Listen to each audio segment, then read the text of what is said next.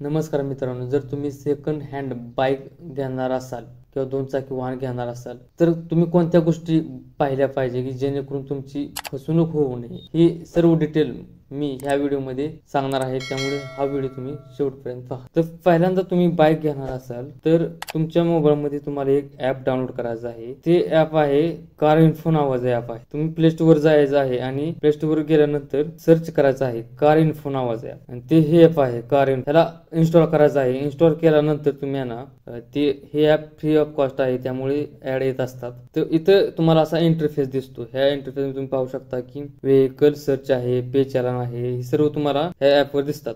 आपल्याला काय करायचं, व्हेइकल सर्चवर क्लिक करायचं आहे आणि कोणत्याही गाडी नंबर इथं गाडी नंबर तुम्ही टाकायचा आहे, त्या बाईकचा नंबर टाकायचा आहे। त्या बाईकचा नंबर टाकल्यानंतर तुम्हाला आहे ना ते पुढे जाते, कधी कधी इथं ऍड पण येते। ते ऍड तुम्ही बॅक प्रेस दाबल्यानंतर तुम्ही ते ऍड काढू शकता। तर तुम्हाला असे येते सर्च केल्यानंतर आणि तिथं तुम्हाला ओनरचे नाव, पूर्णपणे तुम्हाला ओनरचे नाव दिसत नाही की का तर ते सिक्युरिटी मॅटरसाठी की तुम्ही त्याचा मिसयूज होऊ नये।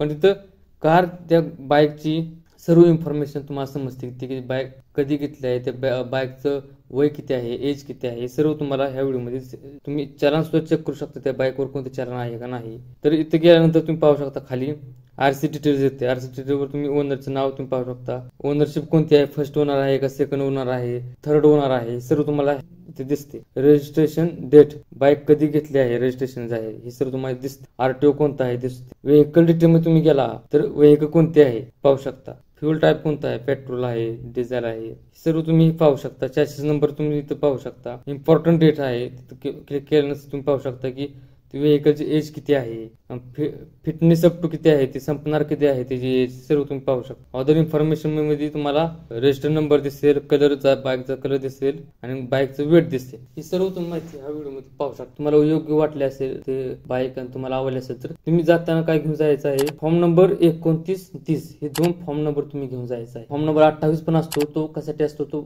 नो ऑब्जेक्शन सर्टिफिकेट असते, त्याची काही एवढी गरज नसते, पण तुम्हाला घेऊन जायचं तो पण घेऊन जाऊ शकता। पण नाव करण्यासाठी, तुमची ओनरशिप ट्रान्सफर करण्यासाठी फॉर्म नंबर 29 आणि 30 हा महत्वाचा आहे। तर तुम्ही फॉर्म नंबर 29 आणि 30 मध्ये काय फरक आहे तुम्ही आता मी तुम्हाला दाखवतो। फॉर्म नंबर 29 तुम्ही घेऊन जात असाल तर तिथं फॉर्म नंबर 29 वर असते signature thumb, signature of thumb impression of register owner आणि कंसामध्ये ट्रान्सफर लिहिलेलं आहे। ट्रान्सफर म्हणजे ज्या व्यक्तीचं नाव ती बाईक आहे सध्या त्याची सही तुम्ही घेणे, सही घेणे 29 फॉर्म नंबर 29 वर आणि फॉर्म नंबर 30 वर ट्रान्सफर लिहिलं आहे। ट्रान्सफर इथे ट्रान्सफर लिहिलं आहे, जिथं थंब ऑफ सिग्नेचर आणि थंब ऑफ ट्रान्सफर म्हणजे ट्रान्सफर तुमचं नाव होणार आहे, तिथं तुमची सही करायची आहे। पण ते ट्रान्सफर लिहिलं आहे तर त्या ओनरशिपची सही घ्यायची आहे। सही घेतल्यानंतर तुम्ही त्याचे आरसी बुक पाहायचं आहे। त्या आरसी बुक वर एक प्रॉब्लेम येतो की तुम्ही आरसी बुक जर पाहिले बँकेचं नाव आहे, काय काय लोकांनी ते ईएमआय वर म्हणजे लोन वर बाय घेतलेले असते पण ते लोन क्लिअर झालेले असते, पण त्या आरसी बुक वर त्या बँकेचं नाव अजून सध्या असते, त्यांनी ते क्लिअर केलं नसते। तर ते असेल तर ती बाईक तुम्ही ते घेऊ नका, त्यांना सांगा सर्व क्लिअर करून द्या, बँकेकडून लोन क्लिअर झालं आहे सर्व डिटेल करून ते आरसी बुक डबल येते 15 दिवसानंतर तुम्ही सबमिट केल्यानंतर आरटी बुकला, आणि ते आरसी बुक